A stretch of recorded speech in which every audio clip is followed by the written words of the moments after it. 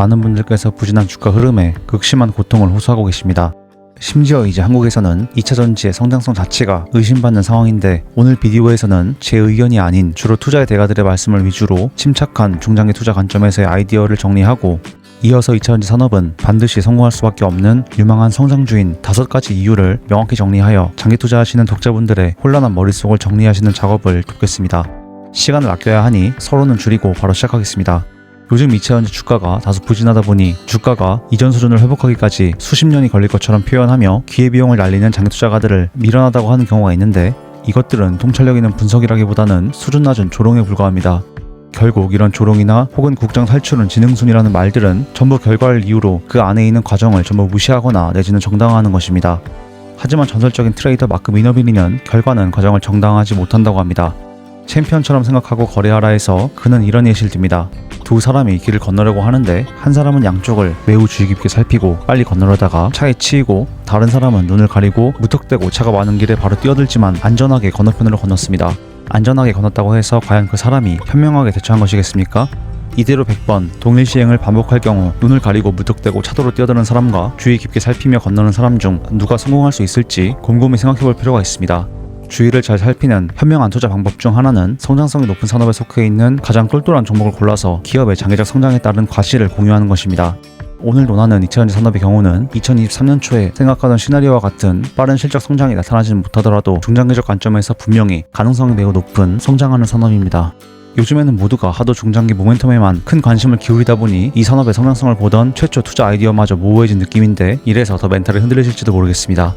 2차 전지가 분명한 성장 산업임을 다시 한번 군더더기 없이 깔끔하게 정리해보겠습니다.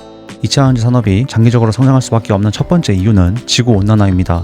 어떤 유명 중고차 유튜버는 내연 기관차에서 전기차로의 전환은 단순히 연료가 석유에서 전기로 바뀔 뿐이라 전혀 혁명이 아니라고 말합니다. 하지만 이상기후로 가득한 지구온난화 시대를 살아가고 있는 지금, 탄소 중립 목표는 지속 가능한 시스템을 만들기 위한 세계적 노력이며, 단순히 연료 타입이 변화한다는 우물한 개구리 시각으로 한정할 수 없습니다.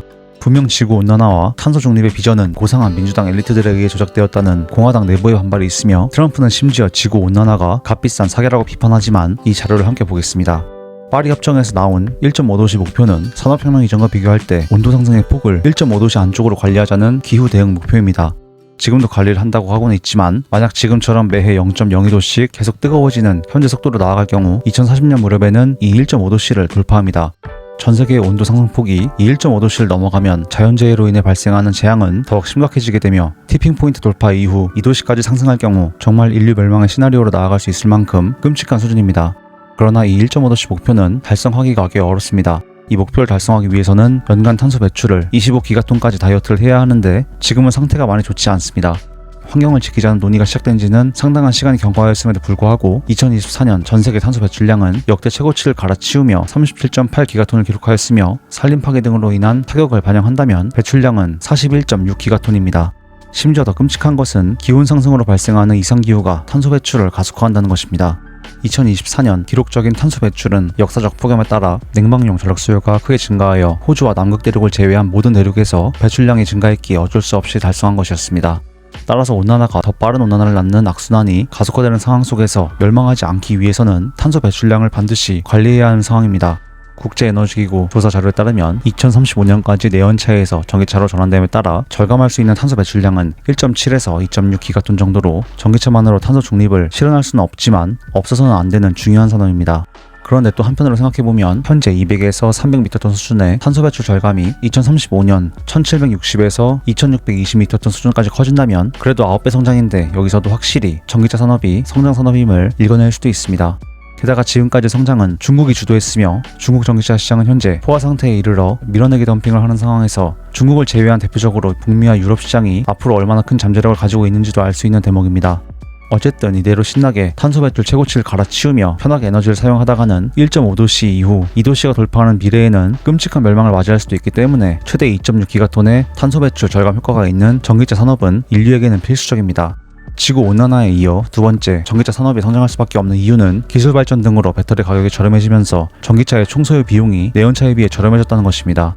총소유 비용은 단순히 차량을 구매하는 가격뿐만 아니라 유지비나 정비비 등 자동차를 굴리는 데 필요한 모든 비용을 합산한 것으로, 합리적인 소비자는 차량을 선택함에 있어 총소유 비용을 반드시 고려하게 됩니다. 물론 최근 좌측 그래프와 같이 배터리 셀 가격이 하락한 주된 이유는 메탈 판가 하락이 가장 큰 원인이긴 했지만 이전 영상에서 말씀드린 바와 같이 이러한 메탈 판가 하락분은 최종 완성 전기차 가격에 크게 연동되지 않았습니다. 그럼에도 불구하고 전기차는 내연기관차 대비 총소요 비용 면에서 저렴했는데 사실 배터리 셀 가격이 약 150불 수준이던 2023년에 이미 유럽에서 전기차는 내연차에 비해 저렴해졌다는 연구 결과도 존재합니다. 즉 지구온난화와 같은 거창한 논의를 할 것도 없이 일부 지역에서는 가격면에서 전기차가 내연기관차에 비해 매력적인 선택지가 될 수 있다는 것입니다. 세 번째 이유는 자율주행의 등장입니다. 조사에 따르면 전세계 자율주행 시장은 연평균 약 37%의 가파른 성장이 전망됩니다. 자율주행은 크게 5가지 레벨로 구분할 수 있는데 레벨 1은 크루즈 정도의 자율주행이고 현재 테슬라의 FSD 자율주행은 레벨 2 정도입니다. 풀셀프 드라이빙이라는 이름 때문에 레벨 4로 오해받기 쉽지만 항상 운전대를 잡고 전방을 주시해야 하며 운전자가 전방 주시를 소홀히 하면 경고를 보내고 반복될 경우 자율주행이 해제됩니다. 사실 이 영상을 시청해주시는 독자분들께서도 운전하는 것 자체를 피곤하게 생각하시는 분들이 많으시리라 생각됩니다. 레벨 2도 만족도가 높은데 레벨 3까지 나아간다면 운전 피로도를 획기적으로 줄일 수 있을 정도로 자율주행은 그 자체로 매력적인 기술력입니다. 그러나 이러한 자율주행은 기술적으로 내연차에서 구현할 수는 있으나 이는 근본적인 한계를 가지고 있습니다. 제가 슬라이드로도 요약하였지만 자율주행은 여러 센서에서 초당 수 기가바이트에 달하는 방대한 데이터를 실시간으로 받아 중앙 컴퓨터에서 통합하여 분석한 후에 신호를 보내서 움직임을 제어합니다. 그런데 이때 분산화된 내연기관차의 ECU 구조에서는 이러한 대용량 데이터가 병목 현상을 일으키고 데이터 전송 속도가 느려질 뿐만 아니라 소실될 가능성이 있습니다. 또한 자율주행 컴퓨터는 레벨이 올라갈수록 엄청난 양의 전력을 소모하는데 내연차의 기존 배터리 시스템과 엔진 구조는 이렇게 큰 발열이 발생하는 제어 시스템을 효율적으로 냉각하기도 어렵고 전력을 안정적으로 공급하기도 어렵습니다. 또한 자율주행을 로보택시나 운송에 사용할 경우 사용하는 모든 내연차를 하나하나 유지보수하고 충전하는 것은 전기차 대비 대단히 비효율적이라는 문제가 있습니다. 따라서 자율주행 차량이 보편화되기 위해서 전기차는 반드시 필요합니다. 네 번째 이유는 효율성입니다. 역사적으로 인류의 모든 산업과 시스템은 점점 더 효율적으로 진화해왔습니다. 전기차는 기존 내연엔진 구동체제에 비해 에너지 효율 면에서 90%라는 큰 강점이 있습니다. 게다가 생산 공정에서도 마찬가지로 필요한 부품의 개수가 훨씬 적고 복잡한 엔진을 넣지 않음에 따라 값비싼 공정 대부분이 생략됩니다. 게다가 공정의 상당 부분이 로봇으로 대체되어 자동화 면에서도 압도적으로 효율적입니다. 다섯 번째로 2차 전지산업 관점에서 중요한 ESS 산업입니다. 우리나라의 경우는 국토 면적이 작아 전력망 불안정 문제로부터 상대적으로 자유롭지만 엄청난 땅덩이의 미국은 논할 것도 없이 당장 유럽만 하더라도 전력망 불균형과 그에 따른 정전 문제는 심각합니다. 특히나 앞서 말씀드린 바와 같이 지구온난화로 인해 자연재해의 빈도와 그 강도는 점점 더 많아질 텐데 특히 재해 상황에서 발생하는 정전 사태에 대응함에 있어 ESS는 핵심입니다. 게다가 최근 엄청난 속도로 깔리기 시작하는 AI 데이터 센터는 단 한 번의 모델 학습에 1.3GW시 그러니까 작은 마을 수백 가구가 1년 동안 사용할 전력을 단 한 번에 사용할 정도로 엄청난 전력을 필요로 합니다. 따라서 전기차 외 ESS 산업도 배터리가 정말 많이 필요하며 이는 2차전지 산업의 성장이 더욱 확실함을 시사합니다. 이렇게 전기차 산업은 분명한 성장 산업임을 확인하였습니다. 따라서 다음으로는 이제 투자 관점에서 검토해보겠습니다. 앞서 살펴본 5가지 이유 모두 중장기적 투자 관점에서의 근거를 삼을 수 있는데 말씀드린 5가지 근거를 기반으로 투자를 한다면 2차전지 산업의 성장성을 믿는 장기적 관점일 것입니다. 즉 전기차 산업이 본격적으로 성장하는 개화의 시기까지 투자하는 것입니다. 이러한 장기 투자를 성공하기 위해 10년 농사를 짓기 위해서는 단기적 주가 흐름에 일희일비하는 태도는 결코 이루어질 것이 없습니다.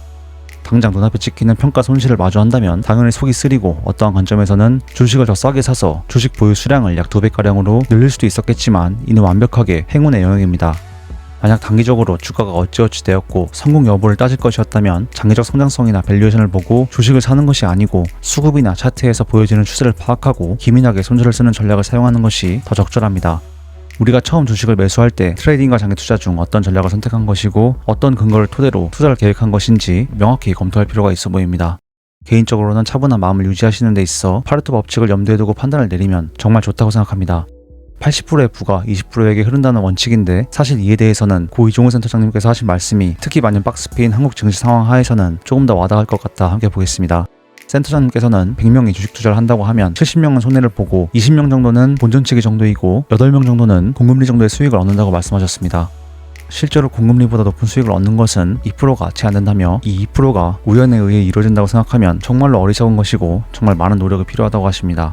따라서 나의 투자가 98% 다수의 사람들이 선택하는 길인지 아니면 2% 소수만 할 수 있는 투자인지를 점검해보고 대응한다면 또 지혜로운 결정을 내리시는데 도움이 되시리라 확신합니다.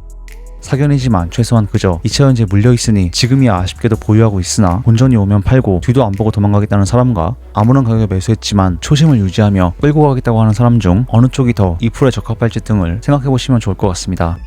다만 이 소수에 속하는 역발상 투자는 피터 린치가 말하는 바와 같이 인기 종목에 공회도를 치는 것이 아니라 월스트리트가 하품하는 종목을 매수하는 등의 투자를 의미합니다. 그렇다면 결론적으로 오늘의 내용을 정리해보겠습니다. 심각한 수준으로 악화된 기후변화 문제에 대응하기 위해서 총 소요 비용 면에서 가진 전기차의 내연차 대비 강점, 자율주행 적용 친화성, 공정 및 에너지 효율성, ESS 산업의 수요, 이 5가지 근거로 2차전지 산업은 중장기적으로 성장할 수밖에 없습니다. 특히 이 중에서도 결국 인류가 멸망하는 수준으로 가지 않기 위한 기후변화 대응의 관점과 운전의 패러다임을 바꿀 정도로 혁신적으로 편리한 자율주행 시대를 열 수 있다는 점에서 전기차 산업은 인류의 역사에 있어 한 획을 그을 정도로 필수적인 산업이 아닐까 싶습니다. 따라서 2차전지는 분명히 성장하는 산업이지만 이 산업에 실제 돈을 넣어 배팅하는 투자를 끌고 가기 위해서는 그만큼의 체력과 정신력 그리고 공부가 필요합니다. 나의 투자 방법론이 센터장님께서 말씀하시는 98%에 포함되는지 2%에 포함되는지를 잘 검토해 보신다면 냉정한 판단을 내리시는데 정말 많은 도움이 되시리라 확신합니다. 서두에 말씀드렸던 마크 비너비니는 통상적인 방법은 통상적인 결과를 낳는다고 합니다. 아무 가격대에 대충 사는 것은 지극히 통상적이지만 지독하게 끌고 가는 전략은 결코 통상적이지 않으며 극소수만 취할 수 있는 전략입니다. 이번 영상이 혼란한 머릿속을 정리하시고 전략을 검토하시는 데 도움이 되었으면 좋겠습니다. 그렇다면 오늘 영상은 이 정도에서 마무리하려고 합니다. 마침에 혹시 구독과 좋아요, 더해서 알람 설정까지 한 번씩 눌러주시면 앞으로도 이러한 제 공부 자료들을 가장 빠르게 받아보실 수 있습니다. 최근에는 지속적으로 말씀드렸지만 한국 시장 자체가 그리 믿을만한 투자처는 못 된다고 생각해서 2차전지 투자와 병행하여 투자할 만한 투자처를 계속 고민하고 조금씩 공유하고 있는데 이후에 또 관련된 내용을 알맞게 준비하여 공유하도록 하겠습니다. 여기까지 긴 영상 시청해주셔서 감사드립니다. 날씨가 제법 풀렸는데 독자분들 항상 건강 조심하시고 오늘도 행복한 하루 보내시기 바라겠습니다. 감사합니다.